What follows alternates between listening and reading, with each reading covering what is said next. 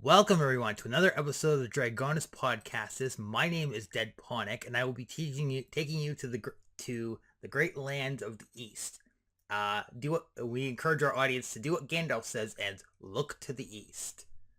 If you want to support our channel, you can do so through the Patreon, the Fiverr page, and Lady Maeve's School of Multi-Strike Jutsu. Say that 5 times fast.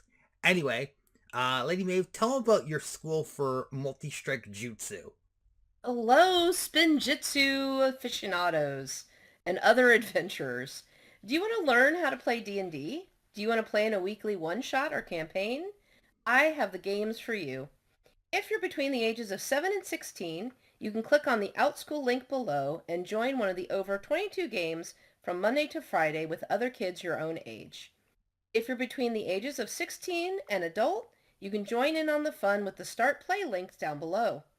On Start Play, I'm currently running 2 campaigns that play every week, one on Sunday and one on Monday. And I'll also be running one-shots at least once a month. Mention this podcast for $5 off your first game with me. You can also check out the Fire Bunny Adventures Etsy store for fun adventuring companions and gear. So, for this episode, I'd like to introduce a small question. What comes to mind when I say Japan and Ancient Warriors? So, I watch a lot of anime. And read a lot of manga, so I've got like pictured of old Edo, which is Tokyo, samurai, ninja spies, ladies, all dressed up in fancy kimono, shoguns, the seven samurai, like all the grandeur of the Middle Ages in Japan. Well, believe it or not, you're bang on the mark. We are journeying into that land, and we are definitely going to be called weebs, but I don't care because I like the culture so much. But for this episode, we are talking about the Rhunian Warriors from the land of Rhun. Now, there's going to be some comparisons to samurai here, but allow me to tell you of the tale of the Rhunian Swordmasters. Now, you may recall, our audience may recall, that we did an episode a couple weeks back on the Bathar monks, and we talked about Lady Ishiku. She is actually one of these warriors. And now, a small history lesson, since we're going to be diving into this a little bit. There's a lot of comparisons between the Rhunian Swordmasters and the ancient samurai, and one of these is they follow the way of Bushido. Bushido is, it's basically the warrior's code, is composed of 8 tenets: justice, courage, benevolence or mercy, politeness, honesty, honor, loyalty, and character. And the samurai live and die by these tenets. And to break them is a very serious offense. But the word samurai itself translates to one who serves. The Rhunian Swordmasters inhabit these tenets and are the rulers of the Western Conglomerate Kingdom, which is on the west coast, which is far away from Minas Tirith, Tor, and it consists of 3 cities. Rhun, the capital. You have Stonehelm, the port city, and Minas Tirith, which is the closest city to the Elven Woods. So with these 8 tenets, should we assume that breaking these have some serious consequences for the Rhunian Swordmasters?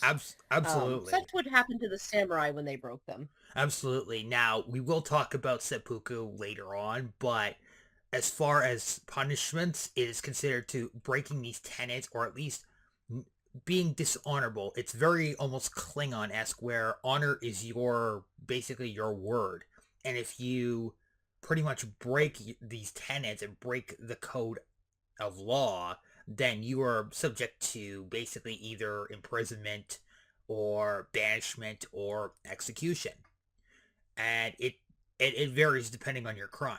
If it's a simple, like, speaking out of turn thing, they don't really, like, say, oh, commit seppuku thing, but it's more of a case of, like, if you commit treason against, the country and the leader, then it is considered a great insult, and also, depending on what the judgment is, you could, be stripped of your weapons and your title, you could be executed, or you could just be banished, and you could never come back under pain of death. So, our story starts almost 500 years ago, Rune was a newly established kingdom, and its best warriors were its guardians. And eventually, they crowned a new king who declared the Swordmasters to be their mainline soldiers, and they were to be given citizenship because before that time, they were basically living in a temple that was deep in the Rhunian desert, and it is said that it was concealed by the sands itself, and the temple cannot be found except by those who already know where it is. And I'm not going to be making any sand references here, so calm down, Star Wars fans. That was until the Charians came along and they plundered the temple. Now, thankfully, they didn't find any secrets or artifacts, but the Swordmasters had no home. So they traveled to Rune, they kind of explained their situation, declared their allegiance to the king, and the king assigned them as not only as his bodyguards, but also as his, the mainline soldiers who were like the elite soldiers. Very musketeer, if you will. And for our listeners out there, if you are looking for a Japanese-themed samurai slash ninja type game, there's a role-playing game out there called Legend of the Five Rings. It is a lot of fun to play, and I highly recommend it. So here we have the Wandering Swordsmasters. In Japan, they'd be known as Ronin, Wandering Swordsmen, kind of fighters for hire. Mostly they had honor. Sometimes they didn't, but most of the time they would try to uphold honor. And in this case, we're probably going to say that they are following the 8 codes. Yeah, pretty much. A Ronin is basically somebody is a samurai without a lord to serve. So basically, they're kind of operating on their own until a lord takes them in and says, "Hey, you basically serve me as one of my soldiers or one of my generals or one of my teachers." Funny thing about the samurai as a whole, there are a lot of great samurai games and movies out there, but the one I would recommend is Seven Samurai, the original, and also The Last Samurai with Ken Watanabe and Tom Cruise, and also The Shogun Show on Disney Plus. Those are great examples of the culture of the samurai as well as the Japanese people during ancient times. The Last Samurai has some of the best in terms of just the culture of the samurai, and also because Tom Cruise's character is not contributing to the overall events. Okay, granted he takes place in the final battle, but he's not shaping history. He's just a witness to it. And I appreciate that quite a bit. Now, unfortunately, Seven Samurai, sorry. Sorry, go ahead. Seven Samurai, awesome movie. It actually spawned a Western called The Magnificent Seven. The director of Seven Samurai went on to make really good samurai movies. I recommend you follow his entire catalog. Really good stuff. Also, Ghost of Tsushima, you can actually set the color mode so you can play in black and white. It's really cool. It's very reminiscent of Seven Samurai. Highly recommend it. Highly recommend the game overall. Anyway, so unfortunately, once again, those damn Charians struck again. They assassinated the king, but it was agreed upon that the Swordmasters themselves were not to blame for this. And the decision was made to crown a new leader of Rune, and this new leader would declare themselves a daimyo. And they would restructure the Western conglomerate's ruling system and make sure that, the merchant class and the peasants were not treated like dirt, because that happened, but it didn't lead to revolution. It led to more of a full, almost tyrannical rule. But then this king got assassinated, and then, well, they decided to restructure everything and make sure, the peasants don't get trod upon, basically. And then came what can basically be described as a Cold War after the Blood Moon conflict, and the Charians invaded Rune. They killed many of their warriors and kidnapped some of the children. And one of these children we've already talked about in a previous episode. A fun fact in medieval Japanese society, the merchants were pretty much the lowest class in the caste system. Like, they were below farmers because, they didn't work. Well, they worked, but it was seen that they were using other people's labors for money purposes. All right, so we're going to offer bonus points to whoever can name that child below in the comments. Now First to the comment wins. now the one thing about the Runians as well is this is a combination of uh Arab nations a little bit and Japanese culture. They do have head coverings. Now, I am not trying to say like I didn't want to, say the actual name because I was afraid I was going to offend somebody, so I just said head coverings. It makes sense. And they basically, it's not a religious thing. It's more to protect them from the sands and the wind. But they also have a saying which pertains to their love of the desert. Just as the sands shift forever, every end has a beginning, and every beginning has an end. So now let's talk about the hierarchy. So at the very, very tippy top, you have the daimyo, who's the main leader, who is basically the king. He decides when and where to send soldiers, how best to handle negotiations. He often takes part in battles and negotiations himself, usually. And in history, these were the noblemen who held territory for the shogun. They would owe him taxes. They would owe him soldiers. It's basically a feudal system, very comparable to what was going on in Europe at the same time period. You'd have noblemen who would serve the king, and they'd be in charge of the serfs and the peasants who were working the land. Yeah, pretty much. And then you have the shogun, a little bit of a reversal here where the daimyo is at the top and the shogun is just below him, but in reality, it was shogun at the top. But the shogun are basically the main generals. There could be multiple shogun, and they each could command like basically a clan, and they answer to either the grand shogun or the daimyo himself. And the grand shogun is the one who understands warfare on such a fundamental level that they have transcended the title of warrior, almost like a Sun Tzu in a way. And in history, these warlords would protect the nobles that served them. They would get troops from these nobles for war. We call it a feudal system, not a futile system. It works. I love that comparison. I love that little inside joke. So then you have just below them, you have what are known as the Hyak or Hayak. These are specialty warriors. They come in many shapes and sizes, and they specialize in many types of weaponry. And they're basically, if you need a specific job done, or you need a scalpel rather than a hammer, you send these guys. These guys they also have cavalry. They're the cavalry guys too. And then you have the sword masters themselves. These are the guys who introduced the warrior code to outsiders or to, newly minted warriors. And they are considered to be the masters of the Rhunian katana, and not even the daimyo would dare to dispute that. And some are cynical, some are very wise, some are very ruthless, but they remain loyal to the daimyo and will do as he asks and commands. And we'll talk about more of them in a bit, and even there are some who actually taught the daimyo basically the way of the sword and also taught a little bit of philosophy. Now, let's move on to weapons. So, since we're talking, ancient Japan here, obviously we're going to talk about the katana, but I wanted to do a quick comparison here. One of the things that makes Rhunian weapons so unique is both the quality of the steel and the runes that mark the blade. And for comparison of real life steel, so at the very top, you have the highest quality steel, which would be Rhunian steel. That is basically the equivalent in real life to Japanese or Damascus steel.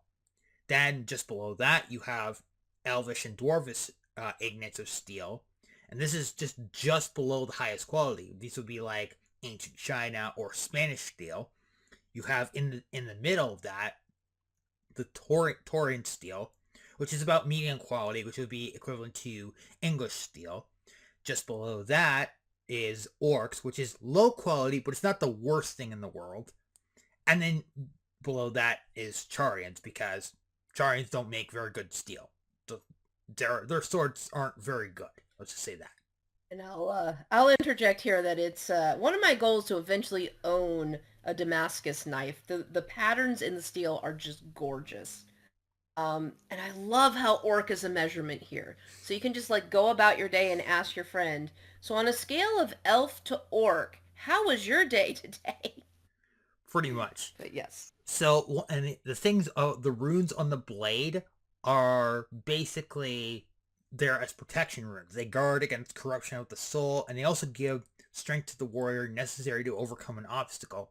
And some are said to possess magical qualities, but the Runians prefer to forge their weapons by hand, and even though they do inscript runes on their blades, they don't, they don't forge them magically like, say, like the elves do.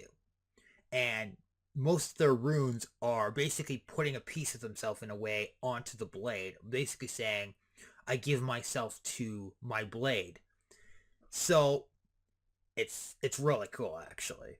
And I know in the Norse rune alphabet, sometimes people will combine runes together to get different protection abilities. Can these runes be combined together, like, let's just say the letter A and the letter R, and could they make different effects if you combine the magics? Well, for the most part, it's mostly largely just protection runes, but you can create something equivalent to a lightning effect, or you can use it to control sands, kind of like like how a Pokemon can summon like a sandstorm for some reason. I mean, kind of like that. And also they do have an affinity for like fire magic, where the fire will actually engulf the blade, but if the person touches the blade, it won't burn them.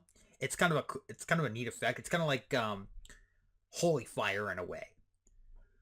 Almost like the flame tongue sword in D&D, where you can ignite it and hit people for extra damage. Yeah, pretty much. So going into weapons here. So our first, obviously, there is the Rhunian katana. This is pretty much your standard katana. You would not find a Rhunian caught dead without their katana. It is said that, much like the samurai, their katana contains a piece of their soul, as I mentioned, and no Rhunian would be caught dead without his katana. But they also are trained in hand-to-hand just in case they ever do get disarmed. And they usually have three, but they always carry three blades, they will always carry two blades. Sometimes they'll carry three. You have the main katana, the shorter wakizashi, and the tanto dagger. And a warrior who can wield both the katana and the wakizashi in battle is considered to be highly skilled, as it requires greater dexterity to manage the two blades. One of my favorites, again, back to Seven Samurai, they have, I don't know the name of it off the top of my head, but there is a giant sword that some samurai would use. And in the Seven Samurai, they have this like brute of a guy that wields this thing. And its entire point is just to knock people off horses. Same as like a claymore or in a great sword in European combat. But it is a very cool weapon. And it is, I think it's 5 to 6 feet long, if I'm remembering it correctly. So would some of these swords actually absorb a soul if the samurai had it long enough? And would it become like an artifact soul blade thing? It could. I mean, when a samurai dies, or sorry, a Runian dies, their soul does go into the blade, and then that blade would usually be, treated, and then if a person is found to be, worthy of wielding it, it will pass on to that person, and then their soul, the former owner's soul, will basically kind of not merge with them, but kind of like whisper things in their head saying, oh, okay, well, he's clearly specialized, the enemy is clearly specialized in a different form of combat, use this technique. Or they'll kind of criticize you about how you're holding the blade, like hold it a little bit higher, angle the blade a little bit more. And another great idea is also the idea of Zen, where a warrior will basically enter like this heightened state. They're not even fully like aware of their actions, but they do it in they're fully aware, and they move with such speed and grace that it's like they move like really fast. A good example of this would be in Last Samurai, when Tom Cruise's character gets ambushed. They play the scene in regular motion, then they go back and play it in slow motion, so you get a sense of how what each strike, each movement is portrayed, and it's very wonderful to watch. There's actually a video about a sword master who actually talks about this, and he complimented it, and I actually appreciate that. So then we have the Rhunian Naginata. This is basically a spear, and it's very similar to like a glaive in a way, and only those who actually trained with it can actually use it properly. And it's not like a quarterstaff where you can spin it over your head. This thing requires like incredible amounts of dexterity. And going off a bit of a tangent for a second, did you ever watch that show Deadliest Warrior? Yes, I love that show. Okay, so They would compare different warriors from yep, history, their weapons, and then they would make like these ballistic gel dummies, yep, or they'd hang up like half a pig, and then they'd use the weapons on the yep. carcasses to see how deadly they would be. Yeah, so in one of the episodes in season 1 where they pitted a samurai versus a Viking, the guy who the samurai team brought in to basically wield the naginata, he was actually the stunt coordinator for Last Samurai. But when he does the test with the naginata, they say specifically that it is the fastest two-handed weapon they've ever seen. And when it slices the head of the ballistic gel torso, it actually cuts off a section of the head cleanly, like skin, Right to the bone. right, and a little bit of piece of brain matter too. So that guy's dead, and then he comes back around and slices the face, and then he goes for the stab, and I really like that. That was really cool. Probably, and they also demonstrated Ei Jutsu, which is basically that draw slash maneuver, which is really cool.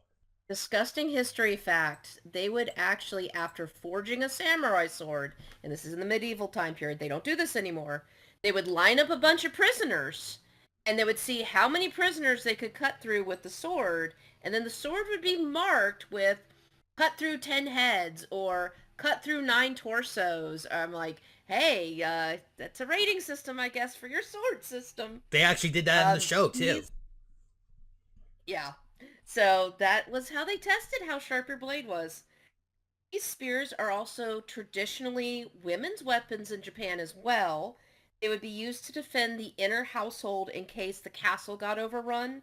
And it was, you know, I think they had like a slightly shorter version of the spear that they would use, but they would train in this so that they could defend the noble ladies in the inner household if they got invaded. And technically it's just a big sword on a stick, but in this case we're using very high quality steel that cuts through everything. Pretty much. It feels very lightsaber-esque in a way, just a little bit. So then we have the Rhunian Yumi bow, which is very similar to it's very similar to the Japanese Yumi bow. And this beauty it's often debated among, elves. Oh, they say, oh, our bows are much more accurate and much more effective. But nobody, when it comes to an archery contest of any kind, you would be hard pressed not to debate that the Rhunians bow is more effective. Not only that, but their technique is also very highly effective because they don't draw from the middle of the bow. They actually draw a little further down, and it allows for a much stronger pull, and it's very effective. And another tie to Last Samurai, one of the characters is actually who I refer to as Japanese Legolas. He's just firing off arrows because and they show him like practicing. It's there's something about that movie that I just really like, and I like the fact that they're taking time to show these characters, despite the fact that Nathan Algren is kind of their prisoner. But it's really interesting. So yeah. If anybody wants a new fun sport to follow, there is basically mounted horse archery. There's also standing Japanese archery you can watch, but I definitely recommend the horse archery. It is just fun. They basically do not hold reins. They're steering the horse with their knees. They're galloping as fast as they can down the track, and they still are hitting bullseye as they rush by as fast as they can go. It is beautiful to watch. It is a lot of fun. Yeah, and the Mongols actually did this too. They were very highly trained. The Mongols kind of remind me a little bit of Rohan with their like how they're like horsemen are basically archers as well as regular swordsmen. The Mongols really weren't very effective on the ground. They were more of a horse culture. They were very much shock and awe. They would ride in, attack, and then pretty much right away. And if you had a standing army that didn't have any transportation, it was devastating because they would just fill you full of arrows and then get out of the reach of your own weapons before you could attack back. Yeah, that was the thing And that's why they yeah, that was the thing that Genghis Khan did a lot. Like he was very good at that. shock and awe. Yeah. Shock and awe is awesome. So let's talk about some of the masters or sensei. So we already talked about Lady Ishiku. She is pretty much like now. Granted, her new home is in the Bathara Mountains, but she will occasionally come down and visit her home. And when the daimyo calls, she answers. Then you have Sensei Nabu, who he was actually nominated to actually become the next daimyo, but he declined because he didn't want to get caught up in all the politics. But he is currently the daimyo's teacher. He is very similar to Katsumoto from Last Samurai. I'm going to be making a lot of Last Samurai comparisons here, but he's very much a Ken Watanabe-esque character in that sense. And then you have Master Hiji. This was Fern's teacher. Now, he is very Master Yoda mixed with Kermit the Frog. So, but don't let that, dissuade you. He is still very dangerous. And as Master Yoda once said, size is not everything. Small in number am I, but larger in mind. And he is very cryptic, and yet he is very, very, very patient. And he knows how to have fun. And, he will, throw in the occasional practical joke that the student might not find funny, but he will laugh like crazy. It is hilarious to watch. And then, he has a little bit of the Kermit the Frog thing going because he is a frog. And, Me a little bit of Sifu from Kung Fu Panda too. Oh yeah, Shifu, yeah. It's very similar to that. Well, Shifu is a red panda, but yeah.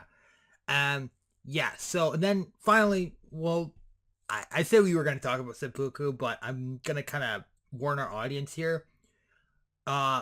Just look it up on YouTube because we don't want to get in trouble for talking about this. But basically, seppuku as a whole is basically the act of ritually unaliving oneself. This was done for many purposes. The Rhunians don't generally do this unless under very specific circumstances. Now, the reason that the samurai committed seppuku was it could be a form of protest. It could be that they were ordered to. It could also be to avoid capture. The Imperial Japanese of World War II did this a lot, as well as, kamikaze. And also to go out on their own terms after a battle, or, if a warrior was too old, or they deemed that they just didn't want to fight anymore, then they had that right. The details are very gruesome, and now I'm technically not allowed to talk about it on YouTube, but I will. We're not going to get banned on YouTube going into the graphic details. Yeah. I would recommend looking up on Wikipedia, not YouTube, because there might actually be videos on YouTube showing it. Again, if you see Last Samurai, if I remember correctly, there is a situation where someone does have to commit seppuku. Yes. In that movie. And Katsumoto actually cuts off his head after, we'll just say he, uses the knife, the tanto. And the reason, it was a very interesting thing. And also, the reason that character did it was because he was samurai. Then he went to basically work for the Japanese government, who was trying to put down this samurai rebellion. And he didn't want to fight Katsumoto because he was honor bound. And basically, he wanted to go out on his own terms. Yeah.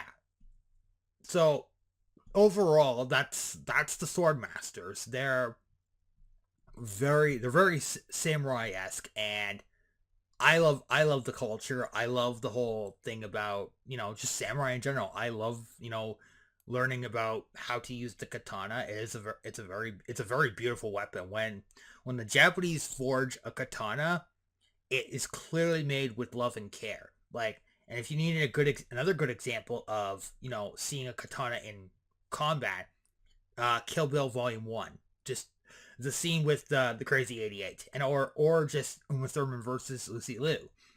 That was a katana on katana battle, and it was wonderful to watch. So anyway, so what are your thoughts before we wrap up here? I have one last weird samurai fact. Actually, it's two more. Samurai would pick out their favorite opponent on the battlefield and pretty much challenge each other 1-to-1 in the middle of the battle. So you have your spearmen and your archers going at it like a normal army battle to battle would. But the samurai would be like, hey, you, meet me in the middle. We're going to duel this out. And because of this very stylistic war culture, before they went into battle, samurai would make sure that their hair was washed and they were wearing perfume or incense, because if you got defeated, the person who defeated you would take your head and they would take it to their leader and say, look who I killed. And the higher the rank was, the person you killed, the better your points were. It was like it wasn't a video game, but Actually, the more yeah, actually, the better your reputation would become, I guess. Yeah. Actually, in Ghost of Tsushima, in the opening bit, there is a samurai who goes down to challenge the Mongol leader, Koto Khan, who is a descendant of Genghis Khan, and Koto Khan basically throws his drink at the samurai, grabs the torch, and basically burns him, which shows that the Mongols didn't fight with honor. And so the samurai leader, who was, I believe it was 70 samurai that were there, but basically says, well, okay, they're not fighting with honor, put them down. And then they charge onto the beach, and they get wiped out until there's only a handful left, basically. Fighting with rules is great if everyone follows the same rules. If they don't, then it could be a problem for your side. Pretty much. Anyway, so what are your thoughts on the whole thing before we actually wrap up here? Again, I love Japanese culture. I definitely recommend everyone watch Seven Samurai and other films by the same director because they were really well done. Again, Shogun's a good movie. It's kind of like the Westerners' view of China during the time that Westerners were starting to go into Japan. Overall, it sounds like a very cool culture, and I can't wait to see more about the Rhunian Sword Masters. Well, when we get to that story session, we will. Don't worry, they'll be coming over the hill, and they'll make their presence known. But anyway, we'll see you guys next time. Next week, we're gonna be reviewing Conan, which means I get to do my Mako impression. Yay! Yes. We'll be back. Oh, that's my bad Arnold Schwarzenegger. All right, everyone, be safe, be well. We'll see you on the flip side.